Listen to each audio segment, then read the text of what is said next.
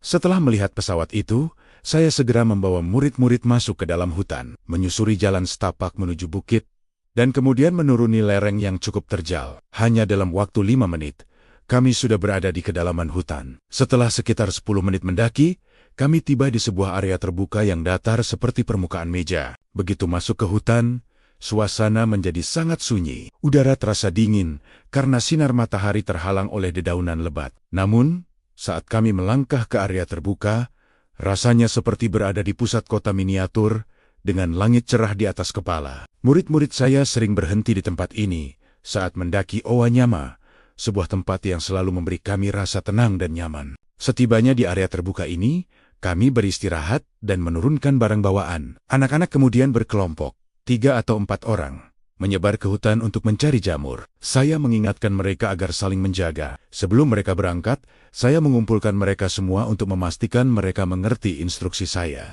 Meskipun kami sangat mengenal tempat ini tetaplah hutan, dan ada risiko tersesat atau hilang. Tapi anak-anak kecil, begitu mulai berburu jamur, sering lupa aturan. Jadi, saya selalu mengawasi dan menghitung mereka saat saya sendiri mencari jamur. Sekitar 10 menit atau lebih setelah mulai berburu jamur, anak-anak mulai jatuh pingsan satu persatu. Saat pertama kali saya menemukan 3 di antara mereka tergeletak tak sadarkan diri, saya segera berpikir bahwa mereka pasti memakan jamur beracun. Saya tahu ada banyak jamur beracun di sana, bahkan yang mematikan. Anak-anak tahu mana jamur yang tidak boleh dipetik, tetapi beberapa jenis memang sulit dibedakan. Itulah sebabnya saya selalu mengingatkan mereka agar tidak memakan jamur sampai kami kembali ke sekolah dan seorang ahli memeriksanya. Tapi, siapa yang bisa mengharapkan anak-anak selalu patuh? Saya segera berlari ke arah mereka,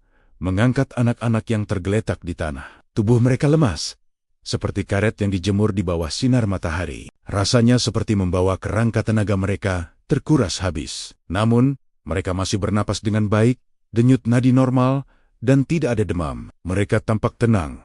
Tidak ada tanda-tanda kesakitan. Saya tidak peduli lagi dengan hal-hal lain seperti sengatan lebah atau ular. Mereka benar-benar pingsan. Yang paling aneh adalah mata mereka. Meskipun tubuh mereka lemah seperti koma, mata mereka terbuka seolah melihat sesuatu.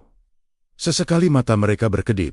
Sepertinya mereka tidak tidur. Mata itu bergerak perlahan dari satu sisi ke sisi lain, seolah mengamati kaki langit di kejauhan. Paling tidak mata mereka sadar, tetapi sebenarnya mereka tidak sungguh-sungguh memandang sesuatu, atau tidak ada yang terlihat. Saya melambaikan tangan di depan wajah mereka beberapa kali, tetapi tidak ada reaksi apapun. Saya mengangkat ketiga anak itu satu persatu. Kondisi mereka semua sama. Mereka semua tidak sadar. Mata mereka bergerak perlahan dari satu sisi ke sisi lain. Itu adalah kejadian paling aneh yang pernah saya lihat. Kelompok pertama yang pingsan terdiri dari 3 anak perempuan. Semuanya teman akrab. Saya memanggil nama mereka dan menepuk pipi mereka cukup keras. Tetapi tidak ada reaksi sama sekali. Mereka tidak merasakan apapun. Rasanya aneh. Seakan menyentuh sesuatu yang kosong. Hal pertama yang terlintas dalam benak saya adalah mengirim seseorang kembali ke sekolah untuk mencari pertolongan. Tidak mungkin saya bisa menggendong 3 anak pingsan sendirian. Maka saya segera mencari anak tercepat di kelas, salah satu anak laki-laki. Tapi ketika saya berdiri dan memandang sekeliling, ternyata semua anak telah pingsan. Ke-16 anak itu tergeletak di tanah, kehilangan kesadaran. Satu-satunya yang masih sadar dan tetap berdiri hanyalah saya. Rasanya seperti sebuah medan pertempuran, sunyi dan mengerikan.